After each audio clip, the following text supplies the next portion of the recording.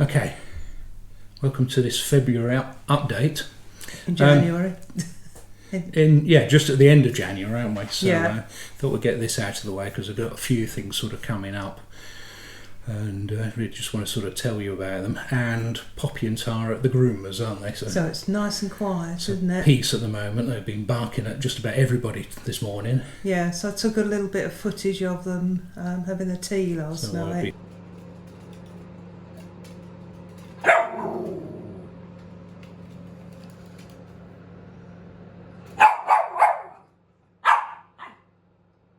So they're badly needed to go to the groomers. Yeah, Tara looks like a little furry yeti, doesn't she? Yeah, really? She does a bit. Yeah, so that's where they are. The other thing wanted to quickly mention is our last video was about the sat-nav.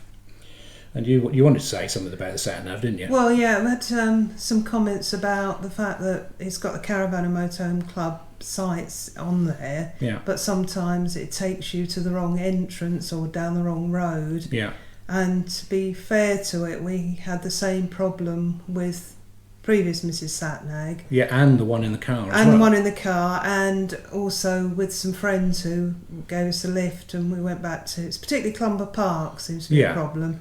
And they ended up going in the wrong entrance, which wasn't too bad for the car. No. But so the problem with them is that they're looking at a postcode, aren't they? Yeah, and a postcode, particularly in rural areas, covers a vast area. Yeah. So the one for Clumber Park takes you completely the other side of Clumber Park. We've actually done it ourselves following the sat-nav. It takes you up the A57 instead of the A614. Yeah.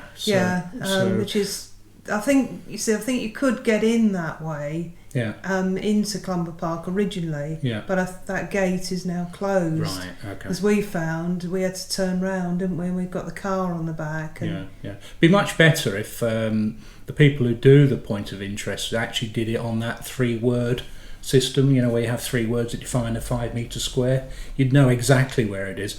But what's the advice then? Well, the advice and if you mention it to the club, the advice is that you should always check the club site book for the final approach. Yeah. They say that for their own directions that they have on their website. Yeah. And we always try and do that, don't we? Don't always succeed, do we? No, because sometimes we forget, don't we? Yeah. So, no, I mean, I do try and do that because if we're showing people that we're arriving at a site, want to try and arrive at the correct way rather than trying to go in the wrong gate. Yeah, we actually went to Clumber Park with the motorhome and the car in tow. And we ended up in that wrong one. I kept saying to you, this is the wrong road. Yeah, and I said, oh no, no, Mrs. Satnag says this is the wrong road. But the other one is York Roundtree Park. Yeah. Because there's a very low bridge near there. Yeah. And what we did was we looked at Legs Down's video. Legs Down do a very good arriving video there. And we've always followed them. Park, and sort of mentioned the way we've gone each time on our videos arriving there. We try to. We don't always manage to go the right way, is perfectly honest. Yes. Sometimes we forget to look, and sometimes you miss the turn-in. So we did that at Melrose as well, didn't we? We did go the wrong way there. We shouldn't have been going through the town. No, that wasn't a good idea. Slap wrist for that. So they're not infallible. No. That's the thing. But we're going to we'll report back on how we get on with low bridges and narrow roads. I'm more interested in the routing that it takes from where we set off to towards where we're going, rather than the final sort of destination. So anyway, watch this space for updates on the sat-nav. New Mrs. Satnag. New Mrs. Satnag. Yeah. Okay, a couple of other things I wanted to mention, and this is a subject of huge confusion, and it's not the B word. No, I'm mentioning that. No, it's the V word, isn't it? Yeah. It's VED.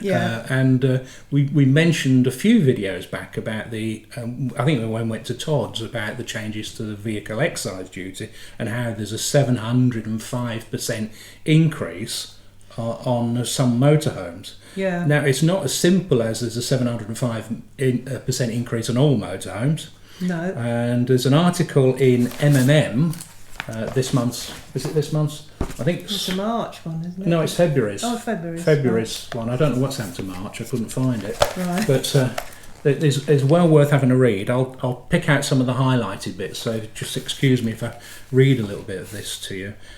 So as I said, new VED rules which were introduced as a result of a change to EU regulations and a new emissions testing regime mean that new motorhomes and campervans powered by diesel engines meeting the latest and most stringent emission standards moved from the previous commercial vehicle tax band into the much higher car tax band, which meant that the first VED for a new motorhome increased from £265 to £2,135, a 705% increase. Yeah.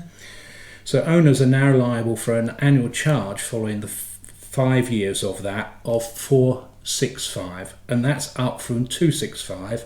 Or in our case, 165, because we were a private heavy goods vehicle registered. Yeah. So motorhomes powered by previous generation engines are not affected. However, and this is one of the buts, some new models, including those powered by the 140 brake horsepower engine of Fiat Ducato's Euro 6D engine, can still be registered under the old regime, what was called the New European Driving Cycle Tax Regulations. So they've given an example: a Roller Team T-Line 743, a fixed rear bed front lounge model, comes with Fiat's new 120 engine as standard, but if buyers opt to upgrade to the 140 brake horsepower engine for £900 extra, this £2,135 tax then reduces by £575 under NEC rules. So that's one complication. The other one is it's only temporary, this change, we're saying here. So it may end in April. So buyers who get their motorhome registered in March may find they're not liable for the higher VED rate, but those who've bought exactly the same model, powered by exactly the same engine, will pay the higher rate if their new motorhome is registered after the 5th of April. Right. So, even more confusingly, someone mentioned about Mercedes Sprinters. We saw some Mercedes Sprinters at Newport Caravans, and some Mercedes Sprinter chassis are also not liable for the higher VED rate, but models based on the front-wheel drive Sprinter and some others built on the rear-wheel drive chassis will be subject to the higher VED rate. Okay, right. So if you opt for a rear-wheel drive Mercedes-Benz based motorhome, you can save thousands of pounds when compared to a front-wheel drive model. The front-wheel drive Sprinter does not yet have any heavy-duty emissions certification, so all front-wheel drive vehicles will currently be light-duty and therefore liable for the higher VED rate. So that's front-wheel drive Sprinters that don't have any heavy-duty emissions certificate will be liable for light-duty and therefore liable for the higher VED rate. Much of the confusion is due to the way this worldwide harmonised light vehicle test procedure emissions works. Now, as WLTP applies only to light-duty vehicles and brings it many considerations and complexities, it goes on. Now, two categories and their differences have been highlighted in a big way, said a Mercedes spokesman. It's all very much an added confusion along with all the intricacies of the WLTP regulations. And finally, a further issue to cloud the already confusing system is some motorhome manufacturers are still building motorhomes based on the Euro 6B engine, particularly the Fiat-based ones. But if it's a Peugeot Boxer, on some of those, it says here, it's only by studying the paperwork that a dealer and a buyer can be sure what chassis a model is built on, and therefore what VED level the new motorhome owner will be liable to pay. If it's a Fiat engine, you can easily check because you can look to see if there's an AdBlue cap on it. So the advice really is, when you're looking at new motorhomes, to talk to the dealer and say, okay, how much VED am I going to pay? Yeah. It's such a subject, isn't it? I mean, obviously it doesn't affect older motorhomes. No. Does it? No. This is for new motorhomes. Yeah. Currently registered. And these changes have been in place since September last year. Yeah. You want to go have a rest now? Have a lie down now. But honestly, if that sounded confusing, I would suggest you get a copy of February's MMM and have a look in there. It is a really useful article, and like I say, talk to your dealer, ask them, okay, what VED am I going to pay? Right, so on to lighter matters. So what are we doing? In February? Well, 2 shows we've got in February. One is the Scottish Show. Yeah. And that's the now I've forgotten it now. Scottish Caravan, Motorhome and Holiday Home Show. Yeah, that's it. That's the one. Yeah. And the other one is the NEC Show, which is the Caravan, Campervan. No.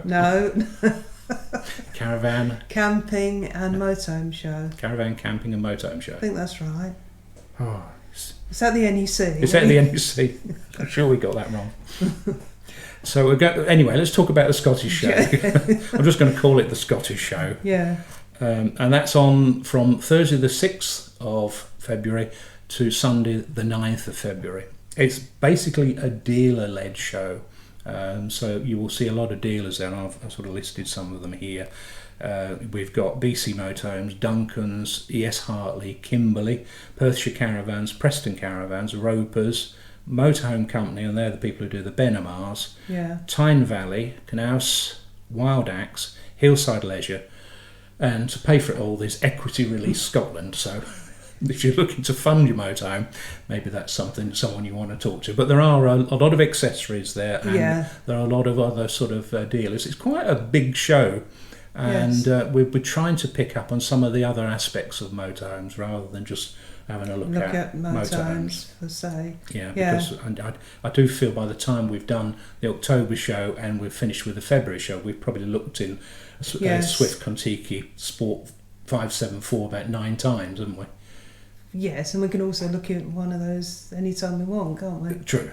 Yeah, there's a lot of. I think there was an entire room devoted to awnings last time, weren't there? Yeah. So we'll have spend a bit more time there. Sometimes we just add that on to the end, don't we? Yeah. So I think we'll concentrate more on sort of accessories for motorhomes and things you can do with your motorhome, rather than looking at the same old motorhomes. But so where is the Scottish Show then? It's at the Glasgow SEC. Yeah. There's an excellent rail service there. I suppose the drawback of the Scottish SEC is the car parking. Yeah. There's no problem parking, but you pay, I think it's £12. It was quite expensive. It's quite expensive parking there for a day that you need to have a look round the show. So my advice would be to find a nice campsite somewhere and come in on the train. Yeah. We're going to be taking the car because we're helping Aileen set up a stall. So and that's the reason we're getting in for a couple of days there as well. So yes, she's in the farmers market, isn't she? Yeah, she'll be. I don't know what stand she's on. I probably should have looked at that. I'll put that on down here somewhere. Yeah, we will do a little bit with Aileen and we'll have a look around the show before it gets going proper. I'm not sure we can get in the day before because we're going up on the Wednesday. We're going up on the Wednesday, which is when they're setting up. Yeah. But we'll have a look around and we'll see what's there, and we'll let you know. Hopefully, we'll do at least a couple of videos from there. We might have a little trip to Loch Lomond. We did that before. We did that before, around the area. The weekend afterwards. Yeah. Depends on the weather, of course. We don't know what the weather's going to be. Well, last time we had snow, didn't we? We had snow on the way back, and snow when we went to Loch Lomond. Yeah. Didn't it? Sunny came over all black and started snowing. So watch this space there. Yeah. So looking forward to the Glasgow show. It's a nice, friendly show. It has a nice feel to it. We didn't go to the Manchester show because we were having our A-frame upgraded, and you've seen the video for that. No, you haven't. No, you haven't. No, not yet. Not yet. No, you've seen the car that we. You've seen the car that we had a look at. What you will see before the NEC finishes, I'm not quite sure when I'm going to release it, is the upgrade I had done to the connectors on the A-frame. And I'd already done that video, but he's asked me not to release that until the NEC show when he can launch the system properly. Yeah. So you'll all get a chance to have a proper look at that, and you can let us know what you think. I've lost my train of thought now. Why we didn't go to the Manchester show? Oh yeah, Manchester show. Because we couldn't physically. Well, we couldn't. But we had second thoughts about the Manchester show, and in all honesty, it was, I think what really put us off last time was that the air conditioning units there are so noisy. I couldn't hear ourselves talk. No. Absolutely awful, and it's not the biggest of shows. No. There's no easy way to camp there. I mean, you could stay at Burrs Country Park, but then it's a long way away. It's a walk and a bus ride and a train journey, and a bit of a faff to get there. There is a big car park if you take the car. You're in the Manchester traffic. You're in the traffic. We've taken the van, haven't we? We took both the van. times. We took that Bailey Advance there last year. Yeah. So it's a big car park. It's a big car park. That was probably one of the best things about it. Is a muddy car park. Yeah. You can't camp there. So not impressed with the Manchester show, in all honesty. They're changing the venue, aren't they? I don't know where to. Yeah. Are they? Yeah, they're planning to change the venue next year. Oh right. So obviously a lot of people have found it awkward to get to and noisy. Okay, I wonder where that's going to be then. No, I don't know. I don't know where it's going to be, but it's going to be changed. Oh right. Okay, so that'll be good. Might go to it then if they've changed the venue. Yeah, might do. You might be able to hear what we're saying. Yeah. So after we've back to the Scottish show. After we come back from the Scottish show, we'll have a few days at home, and then we're off to the NEC show. And what we're going to do there is before we go, we're going to do an NEC video, and we'll preview the show, and we'll do a ticket giveaway. We've got some tickets to give away, so watch out for that video. Right, this is one of the bits that I insert in the video after I've done the edited and then realised what I said earlier. So it contradicts what you said later. Yeah. That's the one. That's the one. Yeah. So before we go to the NEC show, we're going to do an NEC preview video and a ticket giveaway. And that'll be Friday. That'll be this Friday. So watch out for that. Yeah. And we'll talk a little bit about the NEC show. You'll ask some questions. I'll ask some questions. And the winners will get free tickets, which they'll pick up at the show. Yeah, and we'll announce those in between the two shows. And we'll do that in between the two shows. Is that right? Yeah. Yeah. I think that's right. It's the two shows are very close together. Yeah. Makes it confusing. Yeah. So that's the end of the edit. Yeah. There's a meet-up at the NEC on the Friday, and it's being organised by Here We Tow, and we'll be there with other YouTubers, including Andrew Ditton and other YouTubers. So if you want to meet up with us, then if you can make it on the Friday, then come and see us there. Yeah, there were quite a few people there last time, weren't there? Oh, it was plenty of other YouTubers as well, too numerous really to mention. I think Here We Tow are trying to see if they can get some special sort of area sorted. We were sort of in the passageway. We're standing around the hobby stand, weren't we? So, yeah, and so they're trying to get a special area, which would be nice because it was a bit noisy and So if you want to come along to that, that'd be great. Yeah. So I think I've run out of things to say now. Yeah. I've got a bit of a cold, so sorry about that if I sound a bit nasal. Yeah. Sneezing my head off yesterday. Yeah, so we'll to conclude the video, we'll show some pictures or a video of Poppy and Tara when they return from the groomers. Will we? Yeah. Okay. Anyway, so that's it for this little video, and if you like what you see, give us a thumbs up. Remember to subscribe. Any questions or comments, please leave them in the comments below. And if you haven't already, subscribe, hit the notifications icon, and you'll get updates as we release our Scottish show videos. Yep. So we'll see you soon. Yeah. Bye then. Right, Poppy's back from the groomers. Hey, did you enjoy it? Poppy? What was it like at the groomers? Were you good? A good report.